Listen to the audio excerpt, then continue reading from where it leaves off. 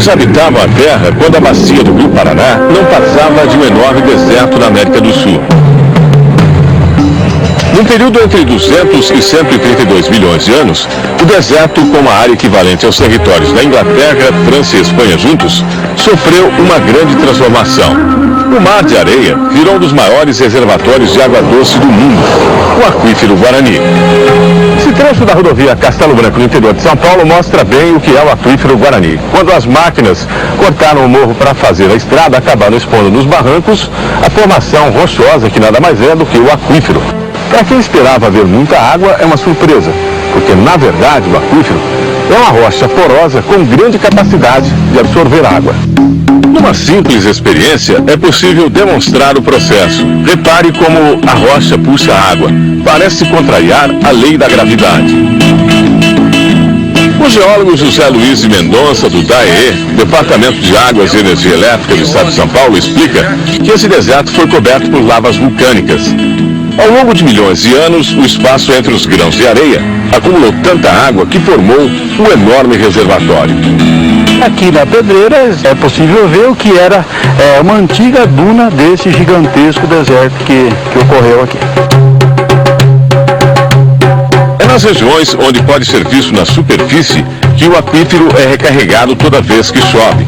A água penetra e vai se acumulando nas profundezas. Essa área aqui em Araraquara é uma das regiões de recarga do aquífero, ou região de afloramento, que é basicamente uma área na qual a rocha que constitui o aquífero se encontra na superfície ou próximo da superfície, O Aquífero Guarani tem 1.600.000 quilômetros quadrados. Abrange 8 estados brasileiros, o Paraguai, a Argentina e o Uruguai. Ele está mais próximo da superfície ao longo dessa cadeia de montanhas conhecida como Cuesta. Ela corta o estado de São Paulo de norte a sul. Quanto mais próximo do Rio Paraná, mais profundo o aquífero é. Um exemplo disso é esse poço, que foi perfurado em Presidente Prudente, no oeste do estado, a 96 quilômetros do rio. Ele tem 1.820 metros de profundidade. E a água que passa por esse cano é tão quente que a gente não suporta o calor por muito tempo. Calor que vem do interior da terra é que a cada 30 metros de profundidade a temperatura da água que sai do aquífero aumenta 1 grau. Fenômeno que fez crescer rapidamente o número de balneários desse tipo na década de 80 no Brasil e outros países da América do Sul. Em Presidente Prudente, além de água quase fervendo, o poço com capacidade para abastecer 70 mil pessoas apresentou grande concentração de flúor. Um problema: para ser servida à população, a água precisa ser misturada. Ele deu um teor de 12 partes por milhão. Ele está muito acima do que é permitido. O excesso de flúor, ele provoca fluorose, que ataca os dentes, deixa os dentes amarelados, enfraquecidos e, além do que, também ataca toda a parte óssea do corpo humano. Em alguns lugares a gente não precisa nem perfurar poços para ter água do Aquífero Guarani. É o que acontece nessa cidade, na região oeste de São Paulo. Águas de Santa Bárbara é uma estância hidromineral, onde a água brota da terra e tem propriedades terapêuticas que já são conhecidas desde a época dos escravos. A água que brota nessa nascente atrai gente de todas as partes do Brasil. É considerada medicinal. De acordo com análises, possui até radioatividade na medida certa. Muito mais do que terapêutica, a água do Guarani é uma reserva estratégica capaz de abastecer os 180 milhões de brasileiros por mais de 2.000 anos. São 50 bilhões de metros cúbicos, quantidade tão grande que lavar o trator com água mineral não faz diferença para quem mora em cima do enorme reservatório. Tem bastante água. O Guarani vem sendo usado para abastecer cidades como Bauru, Araraquara, São José do Rio Preto, no interior de São Paulo.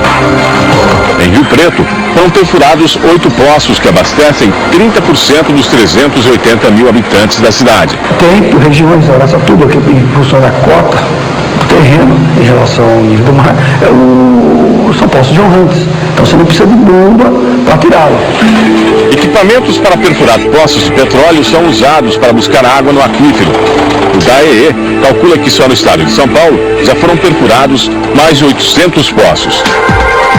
O O aquífero também vem sendo alvo de estudos para resolver o problema de abastecimento desta cidade, São Paulo, a maior da América do Sul. A ideia é perfurar poços e construir um duto com 200 quilômetros de extensão para trazer a água até aqui. A água que os paulistanos precisam poderia ser retirada do subsolo desta região. Itatinga, no centro-oeste do estado, é um dos locais onde o aquífero Guarani está mais próximo da superfície e mais perto da capital.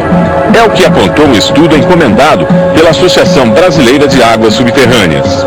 Cada poço de 50 litros por segundo tem a capacidade de abastecer 24 mil pessoas com um consumo médio de 150 litros por habitante por dia. Um duto ligaria Itatinga a São Paulo. A água seria extraída de uma centena de poços e contaria com a forcinha da natureza para chegar à capital. Itatinga fica a 750 metros acima do nível do mar e São Paulo a cerca de 650. Daria para resolver o problema de São Paulo em quanto tempo? Eu acredito que em 2 anos o estudo levaria cerca de 1 ano e mais 1 ano para a implantação. O projeto tem um custo estimado de 1 bilhão e 900 milhões de dólares, investimento que seria compensado em parte pela qualidade da água. Não tem o tratamento. Então, ao longo do tempo, é evidente que vai ser um custo muito menor que a água superficial. O tempo vai dizer se o aquífero será ou não usado para resolver o problema de abastecimento da grande metrópole. Mas numa época em que a água vem se tornando um bem cada vez mais precioso, conhecer melhor o reservatório é algo que já mobiliza o Fundo Mundial para o Meio Ambiente. Estão sendo investidos 26 milhões de dólares para estudar a grande reserva de água doce subterrânea.